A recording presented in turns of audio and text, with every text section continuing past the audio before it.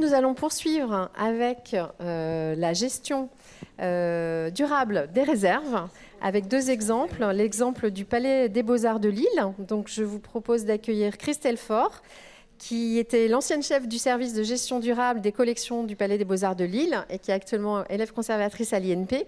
Puis ensuite, nous enchaînerons avec deux autres collègues, Léa Giordani, qui est régisseur des œuvres au Centre de conservation du Louvre-Liévin, et Laurent Ricard, qui dans ce même établissement est chef de service bâtiment et sécurité. Et donc là, nous allons plutôt aborder le côté gestion. Merci beaucoup, en tout cas, à la fois d'avoir organisé ces deux journées particulièrement riches en échanges et de me donner l'occasion de vous présenter les différents chantiers que nous avons ouverts au Palais des Beaux-Arts de Lille en matière d'éco-responsabilité et notamment centrés sur la question des réserves. Alors peut-être en préambule une brève carte d'identité du Palais des Beaux-Arts de Lille, qui est donc un musée municipal qui a ouvert en 1892, qui est installé dans un bâtiment du 19e siècle avec toutes les difficultés que cela pose en termes d'isolation et d'étanchéité. Le musée a connu une très grande phase de rénovation en 1997 qui a permis de doter le musée de nouvelles salles d'exposition, de salles de conférences, bibliothèques, mais aussi d'un immense bâtiment de verre et de béton, au départ bâtiment administratif, mais qui est aussi un bâtiment qui sert à la vie des collections puisque s'y trouvent deux espaces de réserve et l'atelier de restauration. Vous voyez tout de suite la difficulté d'hériter de bâtiments absolument pas adaptés à une gestion éco-responsable des collections.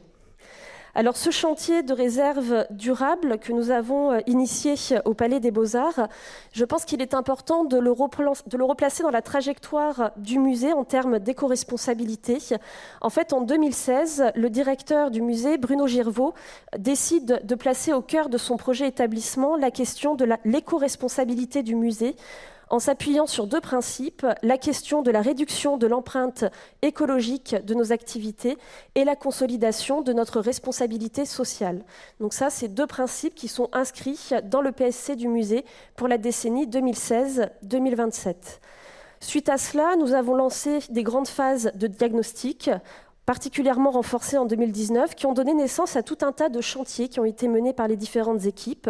Donc des chantiers, par exemple, qui vont viser à améliorer le confort et l'accueil du public, à développer des médiations qui soient inclusives et universelles, de repenser nos modes de production à l'aune de leur impact environnemental, de travailler à un site qui soit plus résilient, c'est-à-dire de réduire les impacts environnementaux liés à son fonctionnement, de travailler aussi à son insertion dans le tissu urbain, notamment en favorisant les mobilités douces pour accéder au musée, en travaillant sur la végétalisation des espaces. Et parmi les autres chantiers sur lesquels je vais m'appesantir, il y avait de repenser la gestion des collections qui a tout de suite été perçue comme un des chantiers majeurs en termes d'éco-responsabilité. Alors, pour repenser notre gestion des collections, pourquoi le Palais des Beaux-Arts a décidé de concentrer ses efforts sur cette question ? Eh bien, tout simplement parce que nous conservons le patrimoine au détriment de l'environnement et que c'est une affirmation qu'il est tout à fait impossible de maintenir aujourd'hui. Par les consommations énergétiques que nous avons pour éclairer les œuvres, pour la gestion du climat, pour toutes les ressources matérielles que nous utilisons en termes de mobilier, en termes de conditionnement. Alors on est tous très fans de nos matériaux qui sont neutres et pérennes, mais ils sont majoritairement pétrosourcés, donc particulièrement impactants pour l'environnement et voués à disparaître prochainement, puisque cette matière n'est pas renouvelable. Et également le constat que le transport d'œuvres d'art était particulièrement émetteur de gaz à effet de serre. Pour structurer cette démarche de gestion plus durable des collections, le musée a fait quelque chose, un geste très fort, qui a été de modifier son organigramme en 2020 pour créer un nouveau service, qui est un service dédié à la gestion durable des collections.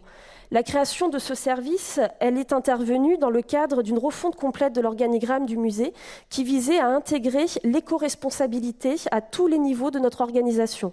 Donc on a créé le service de la gestion durable, on a également créé une direction durabilité bâtiment, un service implication des publics, et on a modifié l'ensemble des fiches de poste des agents pour que chacun d'entre nous porte en fait ses missions d'éco-responsabilité au cœur de son métier. Donc ce service de la gestion durable des collections, qui a été créé sur le papier en 2020, a véritablement été mis en place de manière opérationnelle en 2022, avec 3 grandes missions qui étaient donc de développer une vision globale, homogène et partagée de la gestion des collections, piloter et mettre en œuvre cette gestion des collections et surtout définir, piloter et mettre en œuvre une stratégie d'éco-responsabilité pour gérer plus durablement les collections. Donc c'est un service qui aujourd'hui fonctionne avec une dizaine d'agents qui va œuvrer au quotidien pour mener à bien cette mission. Alors bien sûr, quand nous nous sommes attaqués à ce sujet, la question des réserves, elle est arrivée vraiment en premier lieu, puisque c'est le centre névralgique de nos musées, là où toute la gestion des collections se concentre. Et donc, nous avons commencé par une immense phase de diagnostic de nos réserves. Alors peut-être juste vous présenter très brièvement les réserves du Palais des Beaux-Arts. Nous avons au total 9 espaces de réserve. 5 sont placés au sein du bâtiment historique du 19e siècle, dont 4 au sous-sol. 2 sont dans le bâtiment de 1997, donc de verre et de béton. Nous avons également 2 réserves externalisées qui sont mutualisées avec les 2 autres musées municipaux, le musée d'histoire naturelle et le musée d'histoire de la ville de Lille. Comme beaucoup de musées, nous connaissons une saturation particulièrement importante qui nous oblige à louer en plus de cela un local au sein d'un entrepôt privé. À l'origine, nos réserves étaient organisées par typologie et par matériaux constitutifs, mais effectivement, cette saturation nous a parfois obligés avec le temps à un certain mélange des genres. Je pense que beaucoup d'entre vous le connaissent dans vos musées. Donc ce diagnostic des réserves que nous avons lancé en 2022, c'est un diagnostic qui est somme toute assez classique, avec 4 grands volets. Tout d'abord, le volet bâtimentaire, où il s'agissait de caractériser les espaces des réserves, d'identifier les facteurs de risque et de également réaliser des études climatiques pour l'ensemble des espaces. Deuxième volet, le mobilier, dont nous avons réalisé l'inventaire et vérifié son adéquation avec le stockage des collections et son optimisation dans les espaces dans lesquels il est placé. Troisième axe, l'étude des collections. Il s'agissait là de quantifier les collections par espace de réserve, de vérifier les modes de stockage et de conditionnement et de faire un bilan sanitaire général des collections en se faisant aider ponctuellement par des restaurateurs pour certains fonds. Et le dernier volet, qui n'a pas été le plus simple à mettre en œuvre, cela a été d'étudier les impacts environnementaux de notre gestion des réserves. Pour cela, nous nous sommes fondés sur 3 indicateurs. Tout d'abord, les consommations énergétiques. Et je reviens un peu sur ce qu'a dit Isabelle Colson tout à l'heure. C'est très difficile, en fait, de connaître les consommations énergétiques de ces réserves, puisque nous n'avons pas de compteur individualisé, que nous dépendons de services de la ville pour recueillir les informations. Donc ça a été, on va dire, un travail de collaboration très lent et patient pour avoir ces données. Deuxième axe, ça a été de voir quel était l'impact environnemental des ressources matérielles que nous consommions chaque année dans nos réserves. Donc en l'occurrence, les achats de mobilier et le matériel de conditionnement. Donc là, on a utilisé des données qui ont été soit données par les fournisseurs, soit en utilisant des calculateurs et des ressources qui sont en ligne, comme sur le site Stitch, donc Sustainability Tools in Cultural Heritage. Enfin, le dernier axe, ça a été d'étudier les déchets, de faire un diagnostic des déchets. Pour cela, nous avons noué un partenariat avec une école d'ingénieurs qui est installée à Lille, donc l'école Junia, et donc les étudiants ont fait un bilan de l'impact des déchets que nous générions sur l'ensemble du bâtiment, mais également au niveau des réserves. Donc pour cela, vous le voyez, c'est une équipe pluridisciplinaire qui a été mise en place et qui a réalisé sur ce diagnostic durant près d'une année. Alors, je ne vais pas vous présenter tout le bilan de ce diagnostic parce qu'on y sera encore ce week-end, mais je tiens à souligner que l'une des conclusions de ce bilan, c'est que nous avons constaté qu'il y a déjà des impacts du changement climatique dans la gestion des collections et dans leur conservation. En effet, le diagnostic a permis de soulever plusieurs problématiques qui sont imputables au changement climatique. Alors très rapidement, on se rend compte que dans la région lilloise, comme dans beaucoup d'endroits en France, nous faisons face à des épisodes pluvieux de très forte intensité sur une courte durée, et le bâtiment du 19e siècle n'a tout simplement pas été conçu pour gérer un tel afflux d'eau de ruissellement. En conséquence, nous avons des problèmes de débordement des gouttières, des infiltrations dans les terres, et nos réserves qui sont situées au sous-sol, malheureusement, pâtissent d'infiltration et d'un phénomène de salpêtre qui va en s'amplifiant. Alors bien sûr, c'est des problèmes que nous avions auparavant, mais il est devenu de plus en plus régulier. Donc là, petite parenthèse, on voit qu'il est aussi important de garder des rapports de sinistralité et de consigner cette mémoire institutionnelle de tous les sinistres pour voir effectivement si les occurrences augmentent ou pas. Autre impact lié au changement climatique que nous avons constaté, une perte d'efficience de nos centrales de traitement d'air. En fait, l'année dernière, nous avons, durant le mois de septembre, constaté que dans certains espaces, nous avions de plus en plus de difficultés à maintenir un climat stable. Il n'y avait aucun facteur extérieur qui permettait d'expliquer cela. Dehors, on avait des températures et des hygrométries qui n'étaient pas extrêmes. On n'avait aucune remontée d'alerte sur nos centrales de traitement d'air, donc on a demandé une étude approfondie au prestataire qui est en charge de la gestion des fluides sur le site, et on s'est rendu compte que notre système s'appuyait en partie sur le refroidissement des circuits dans un bassin d'eau naturelle situé sous le musée. Et la région, touchée par la sécheresse, ont créé un dysfonctionnement au système de centrales de traitement d'air. Donc vous l'aurez compris, on va être obligé aussi de repenser entièrement notre manière de gérer le climat. Autre difficulté rencontrée, dans la région lilloise, nous avons des sols argileux. Nous avons donc ce phénomène de retrait et gonflement des sols qui vont provoquer des fissures et des lézardes particulièrement importantes. Et l'un de nos sites de réserve externalisés est touché par cela. Enfin, des espaces qui auparavant avaient un climat parfaitement stable deviennent aujourd'hui très difficiles à gérer d'un point de vue climatique, tout simplement parce qu'à Lille, nous avons de plus en plus des épisodes caniculaires de longue durée, ce que nous n'avions pas auparavant. Et certains espaces qui avaient auparavant une inertie suffisante, aujourd'hui sont en souffrance. Donc soit nous avons des dérives climatiques, soit en fait on a nos consommations énergétiques qui vont exploser pour maintenir ce climat. Alors pourquoi je m'appesantis sur le fait qu'aujourd'hui l'impact du changement climatique, c'est une réalité dans nos musées ? Parce que nous devons faire face à des enjeux d'adaptation. Et ça, c'est, on va dire, la première jambe de notre stratégie de régie durable, c'est d'être en capacité d'anticiper les impacts du changement climatique sur la conservation des collections et d'atténuer les dommages potentiels. Là, je pense qu'il est important de faire un petit rappel, c'est que dès 2016, le plan national d'adaptation au changement climatique en France citait nommément les personnels des musées comme devant agir et prendre en considération les impacts du changement climatique, à la fois dans nos plans de gestion des collections, mais aussi dans le plan de sauvegarde des biens culturels. Alors, je ne vais pas vous détailler toute la stratégie sur les enjeux d'adaptation au Palais des Beaux-Arts. Les axes forts, c'est tout d'abord la programmation pluriannuelle de travaux qui vise à renforcer l'étanchéité, l'isolation des bâtiments et les adapter, donc notamment, comme je vous disais, aux épisodes pluvieux, remplacer nos systèmes de traitement d'air. C'est aussi définir et mettre en œuvre un projet de réaménagement de réserve qui vont inclure le déménagement de certains fonds dans des locaux qui sont plus adaptés et qui souffrent beaucoup moins d'un manque d'inertie et d'étanchéité. Et le dernier axe, consolider les protocoles et les dispositifs de gestion des risques. Deuxième volet sur lesquels nous travaillons pour cette idée de réserve durable, ce sont les enjeux d'atténuation.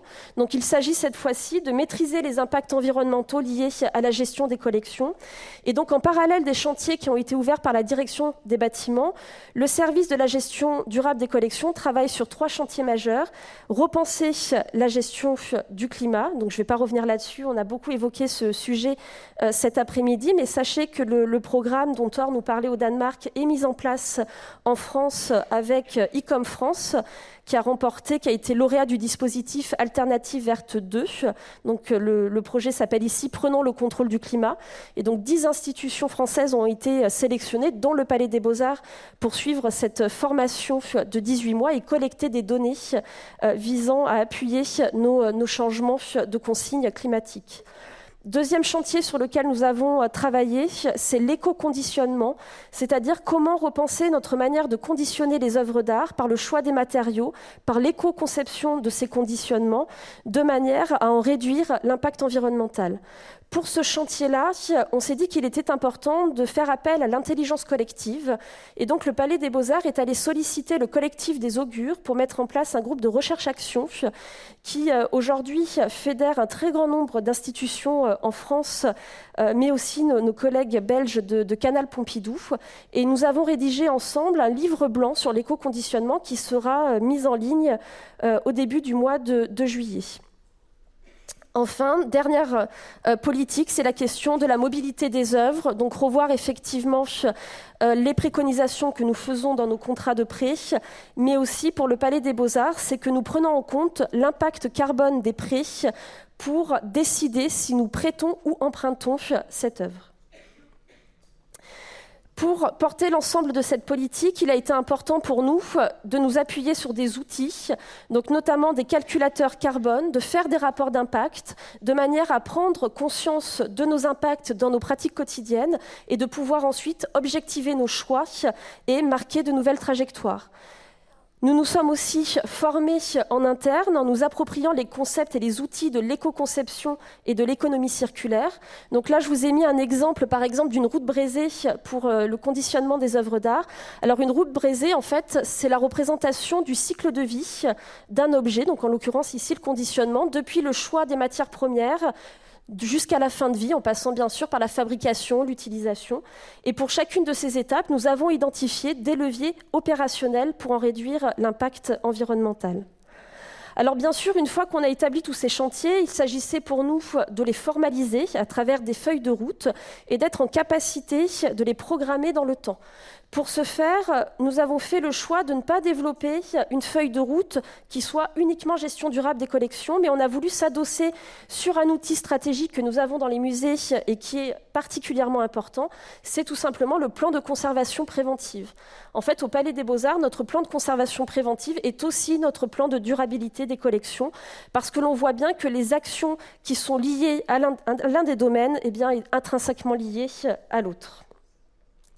Alors rapidement, en conclusion, pour vous dire que se lancer dans une politique d'éco-responsabilité et de gestion durable des collections, ça représente aussi un défi organisationnel à partir du moment où vous voulez lancer toute une équipe dans l'aventure. Donc pour nous, ça a été beaucoup de sensibiliser les équipes, de les acculturer pour qu'elles prennent conscience de leurs impacts et susciter chez elles l'envie de progrès, de faire preuve de créativité pour avancer ensemble vers l'éco-responsabilité. Mais je pense ce qui a été pour nous le plus important au Palais des Beaux-Arts pour avancer sur ces chantiers, c'est tout simplement que nous avons une direction qui nous a laissé du temps pour travailler là-dessus. C'est toujours très bête, mais le fait d'avoir dans nos fiches de mission, le fait d'avoir des missions d'éco-responsabilité, eh bien, ça nous dégage du temps de travail que l'on peut consacrer à la gestion du climat, à l'éco-conditionnement, à l'éco-conception des expositions. Et je pense que c'est aussi quelque chose qu'il est vital de négocier aujourd'hui lorsque l'on travaille dans des musées. Je vous remercie.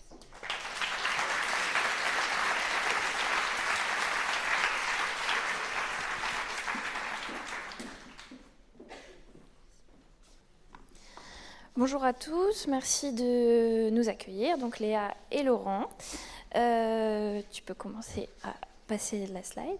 Donc on a un peu la même introduction avec la question de nos missions qui sont une question de durabilité et en même temps pour pouvoir le faire une question de consommation, sauf que nous, plusieurs d'entre vous ont dû se poser la question parce qu'on a un bâtiment qui est à 204 km de la maison mère et c'est un gros bâtiment parce que plus de 18 500 mètres carrés d'espace, donc la question des énergies peut poser question. Petit rappel déjà, pourquoi le CCL ? À la base, avant 2019, c'est 68 locaux, 14 200 mètres carrés de réserve répartis sur la carte que vous voyez ici au Palais et sur 5 espaces externalisés. Il y a différentes problématiques dont on a déjà parlé pendant ces journées avec Orsay et avec les monuments historiques. Déjà, il y avait une alerte des différentes autorités sur le risque de crue, sur le risque d'augmentation de canicules. Et ensuite, la plupart des 10 000 mètres carrés de réserve plus les espaces muséographiques étaient donc en zone inondable. Et ensuite, on ajoute à ça un fait qu'on a vu aussi pendant les journées, c'est que c'est un monument historique type palais et qui n'est pas avec des conditions adéquates de conservation. Donc l'idéal, c'est de faire un bâtiment extérieur quand on a les moyens. À partir de ce postulat et de ce constat, notamment avec le risque d'inondation, donc le Louvre a décidé d'externaliser ses réserves en choisissant Liévin, à proximité immédiate du Louvre-Lens. Donc un certain nombre d'éléments se sont posés et un programme a été rédigé par Frédéric Ladonne. Évidemment, on s'est tout de suite posé des questions sur les enjeux environnementaux, avec quelques éléments qui sont regroupés ici, sur la partie bâtiment. Évidemment, on a déjà parlé beaucoup de l'étanchéité, de l'inertie, de réduire les consommations énergétiques, la gestion de l'eau, en étant aussi vigilant sur le confort visuel des espaces, et j'y reviendrai après avec un focus sur la partie éclairage. Un extrait rapide du programme de Frédéric Ladonne. Sur la partie gauche, on voit les grands espaces qui étaient demandés, les espaces de réserve, à peu près 9600 m² de réserve, 1700 m² d'espace d'ateliers et de restauration, connecté évidemment à des espaces logistiques, puisqu'on ne fait rien sans avoir des espaces logistiques attenants, espaces de quarantaine et autres espaces d'accès. Et à partir de ce programme, après un concours d'architecture, c'est l'agence RSHP, basée à Londres, agence internationale, Rogers, Stierk & Partners, qui a été retenue pour ce projet et qui, on doit le dire, a parfaitement traduit le programme en un bâtiment de 18 500 m² avec des espaces de réserve que vous voyez ici sur la partie droite en 6 réserves de 9 600 m², des espaces de restauration sur la partie jeune, des espaces d'accueil et puis des fonctions logistiques sur la partie basse, avec un des points importants, on l'a évoqué déjà, plusieurs interlocuteurs l'ont évoqué ce matin, toute la partie technique qui est regroupée sur la partie nord et la partie sud, qui permet vraiment aux techniciens d'intervenir sans accès aux réserves. Donc les accès des techniciens sont vraiment très limités et ça permet d'éviter j'étais pas au courant, je dois intervenir en dernière minute pour une intervention spécifique. Tout ça s'intègre dans une coulée verte qui part de la gare de Lens, le Louvre-Lens, la gare de Lens. Le Louvre-Lens, c'est son parc de 20 hectares, avec une intégration assez importante sur le site. Là aussi, l'architecte s'est quelque part encastré dans le site existant pour éviter les mouvements de terre sur le site. On a essayé de réutiliser les matériaux existants et vous voyez ici cet encastrement avec cette pente douce. On a la chance d'avoir 18 500 m² de toiture végétalisée façon prairie qui est très jolie en ce moment. On a eu quelques pluies depuis plusieurs mois, on va dire, qui nous a fleuri cette prairie et qui est assez jolie. Une des volontés aussi, c'est une infiltration des eaux pluviales uniquement sur le site. On ne rejette pas les eaux pluviales sur l'extérieur. Tout ça vient s'infiltrer dans la nappe phréatique et j'y reviendrai après sur l'utilisation de cette nappe phréatique qui nous est bien utile. Alors vous l'avez vu juste avant et on en a parlé, on a l'inertie, le bâtiment a été conçu pour son usage. Malgré tout ça, on s'est tout de suite posé les questions de se dire comment on peut faire mieux sur le bâtiment et surtout maîtriser nos consommations. On n'a pas attendu une crise énergétique avec la guerre en Ukraine en 2021 pour se poser des questions. J'ai mis quand même sur ce graphique l'année 2020, qui est une année évidemment un petit peu qui nous a tous perturbés. On était en plus avec une ouverture en 2019 pas dans un régime normal de fonctionnement, mais je l'ai mis quand même pour avoir quand même un point de repère. Nous, notre année repère, c'est un peu 2021, où les réserves étaient quasiment en pleine activité, les œuvres étaient arrivées, les ateliers et plusieurs activités. On a réussi par les utilisateurs, différentes actions, j'y reviendrai après, mais aussi par nos mainteneurs, et on en parlait tout à l'heure. On les associe au quotidien, à nos consommations, à nos activités, à la conservation préventive pour maîtriser ces consommations. Et ça nous a permis tout ça en 2 ans de réduire de quasiment 20% nos consommations d'énergie et on espère en tout cas passer pour 2024 en dessous du 1 million de kilowattheures sur le site. Sur le plan de comptage, je ne reviens pas dessus, on l'a déjà évoqué, malgré notre bâtiment et toutes les précautions qu'on a pu prendre en phase de construction, on a encore des sujets où de temps en temps on perd quelques kilowattheures dans le bâtiment. Donc on y travaille et effectivement c'est un travail de longue haleine. Donc si vous pouvez, vous, dans des futurs projets, travailler vraiment très en amont sur ces plans de comptage, c'est vraiment important. Un focus sur la partie comptage. On voit bien ici que la partie climatisation, chauffage, production d'eau chaude, d'eau glacée représente à peu près 75% de la consommation du bâtiment, 15% pour la partie éclairage et puis les autres usages restent de manière générale et c'est là où on voit qu'on peut avoir une action sur nos consommations. Quelques éléments, je passerai rapidement parce qu'on y fait attention évidemment à la consommation d'eau. On a une consommation depuis 2020 qui est assez stable. On avait prévu à l'origine, par exemple, sur la façade ouest de notre bâtiment, un arrosage automatique pour avoir une belle herbe toute verte. Ce système, on l'a mis en route peut-être les 2 premiers mois. Depuis, il a arrêté et on laisse faire la nature. Si on a une pelouse un peu plus jaune, c'est pas très grave. On arrive à ces consommations grâce à un bâtiment évidemment qui est très inerte, mais aussi à des équipements techniques importants, avec notamment des pompes à chaleur qui utilisent la nappe phréatique. On vient puiser à 55 mètres de profondeur de l'eau, qui a quasiment une température constante d'à peu près 12 degrés tout au long de l'année.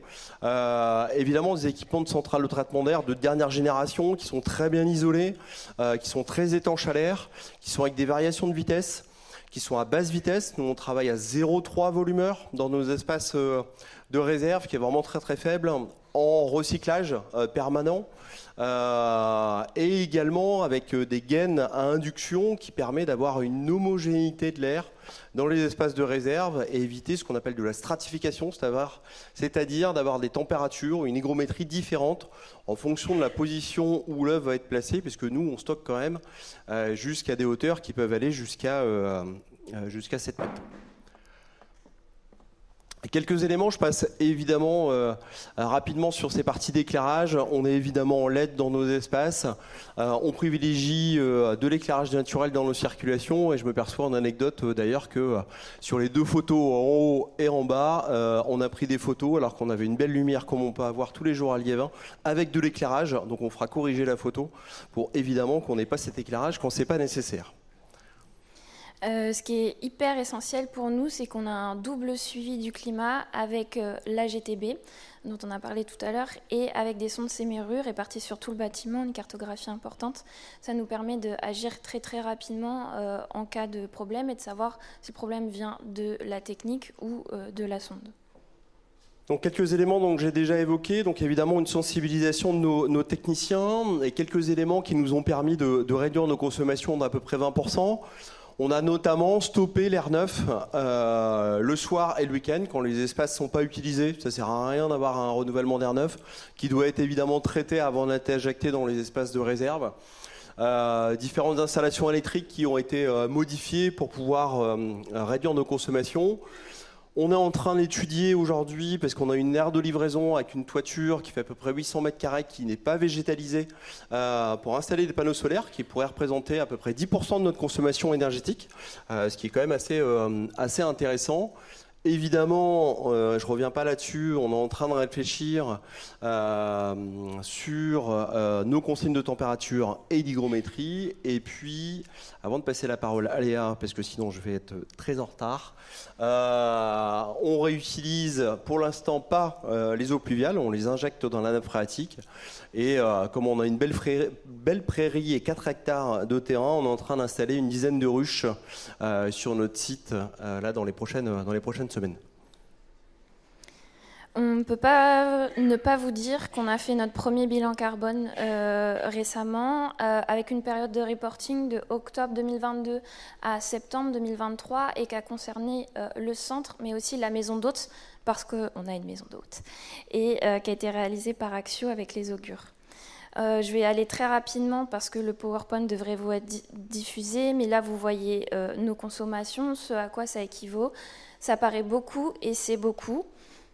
Mais en fait, en réalité, si on regarde bien, 63% de cette consommation est liée au parc immobilier et à la construction du bâtiment en béton. Ce n'est pas rien. Et ensuite, on a les achats qui ne sont pas totalement maîtrisés, qu'on ne peut pas maîtriser directement et sur lesquels on travaille. Et ensuite, les déplacements des visiteurs et clients. C'était important parce qu'on est à 204 km et que ça pose beaucoup de questions, d'avoir un travail sur l'impact de l'éloignement. Donc en fait, c'est 3% de notre bilan carbone et c'est essentiellement lié à l'usage de la maison d'hôtes et des navettes. Je reviendrai aux navettes après. Si on parle du fonctionnement, désolé, je vais vite parce que sinon je n'aurai pas le temps de vous parler de tout. On peut parler de la gestion des déplacements d'hommes, des mouvements de collection et sur la manière de penser les matières. Déjà, il y a tout un travail qui est fait par le service administratif et financier sur les déplacements. Les déplacements de nos collègues parisiens se font en TGV jusqu'à Lens. Puis, ils ont la possibilité, quand ils arrivent à Lens, soit de prendre des vélos, parce qu'on a un parc de vélos, la voiture électrique, puisqu'on vient les chercher tous les matins à la gare, et on les ramène tous les soirs, soit de bénéficier de la maison d'hôtes s'ils veulent grouper leur séjour et pas faire des allers-retours. S'agissant des mouvements des collections, donc on a pas mal de mouvements et on organise une navette mensuelle. On en a 10 dans l'année. On saute le mois d'août et le mois de décembre. Ce qu'on a mis en place, c'est d'étendre nos zones de retrait et de dépôt. Donc au début, c'était que le Palais et le CCL et maintenant on a élargi au C2RMF et au Louvre-Lens. Ensuite, un travail de tous les jours, à chaque fois qu'on organise la navette, c'est de vérifier tous les motifs et de voir avec les équipes si on peut privilégier le déplacement des hommes plutôt que les œuvres. Donc ça peut être contraignant pour les chercheurs, mais parfois, si c'est possible, c'est mieux. Ensuite, il y a tout un travail sur la réutilisation des caisses et sur la réflexion sur des conditionnements raisonnables.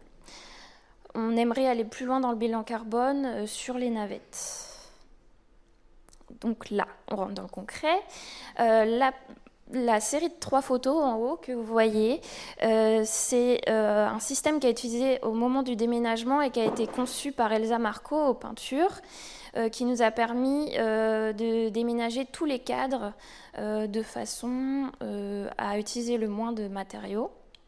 Et c'est des choses qu'on utilise encore dans les navettes 5 ans après. Donc c'est des caisses qui sont pour la plupart encore en très bon état. Ensuite, pour le pack que vous voyez en dessous, c'est un pack qui a été conçu par Artrans avant qu'on passe le marché mono-attributaire avec Bovis.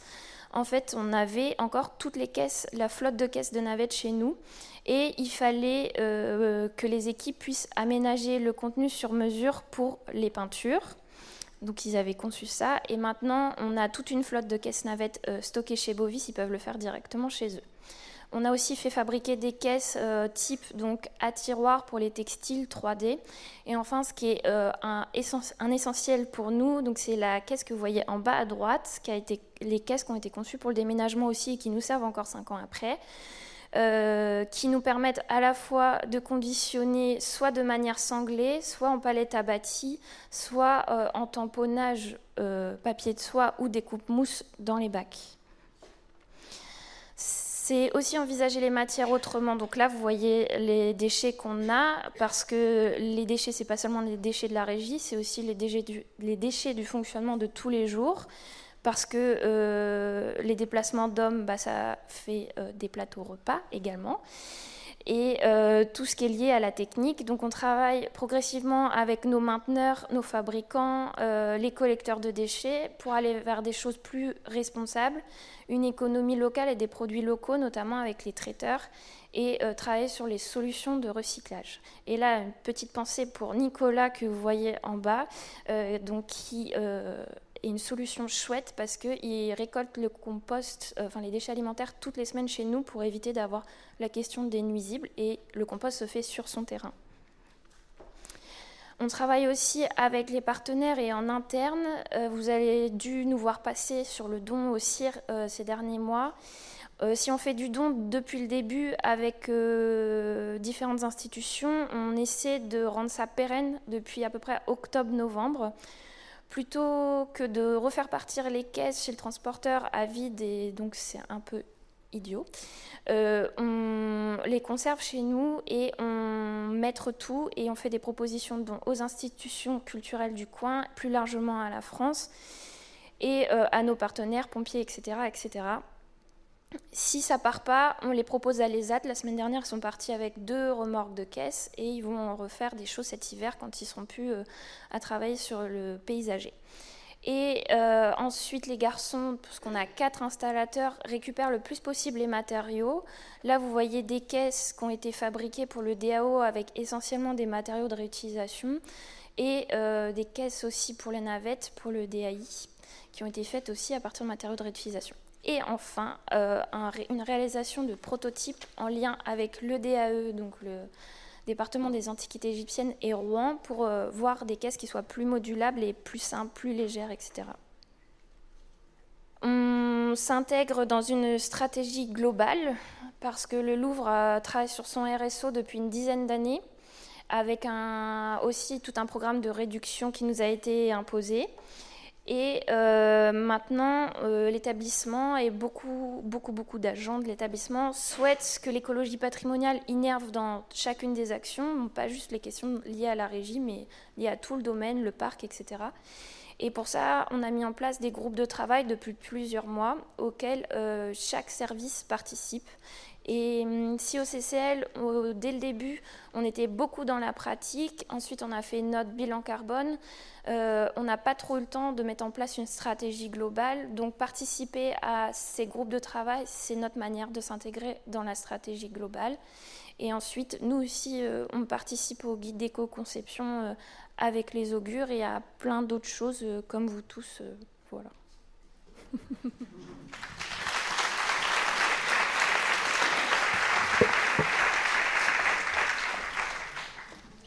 Bien, merci à nos 3 intervenants pour ces riches témoignages et très concrets. On a 5 minutes si vous avez des questions à leur poser.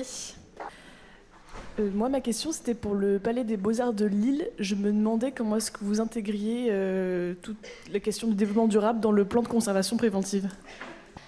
Donc effectivement, on va intégrer ça de manière très concrète. Par exemple, sur les questions de chantier, de reconditionnement de collections, donc en accent et en développant sur les modes de conditionnement durable qui seront utilisés. Ça va être d'intégrer dans notre plan de conservation préventive aussi tout ce qui est lié aux bâtiments, les chantiers qui vont être menés, le déménagement des collections. Donc en fait, on a vraiment des suites d'actions. En fait, c'est quelque chose qui est très concret avec une programmation pluriannuelle qui se fait sur 5 ans, en tout cas dans un premier temps. Bon, bâtiment, ça ira au-delà de 5 ans, mais déjà 5 ans pour l'équipe de la gestion des collections, c'est déjà beaucoup. Bonjour.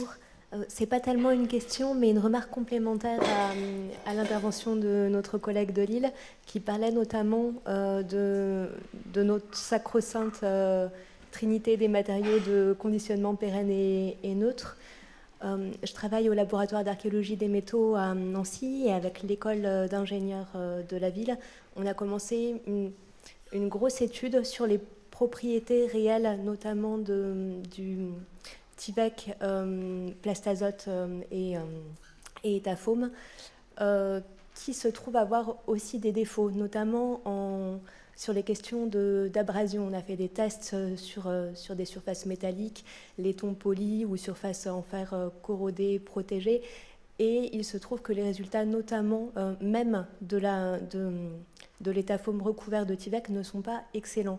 Donc c'est vrai qu'on s'est vraiment restreint dans nos pratiques à certains matériaux de conditionnement envisagés comme parfaits, mais qu'il y a beaucoup à faire pour continuer à en trouver des nouveaux et sans doute beaucoup plus respectueux de l'environnement. Voilà.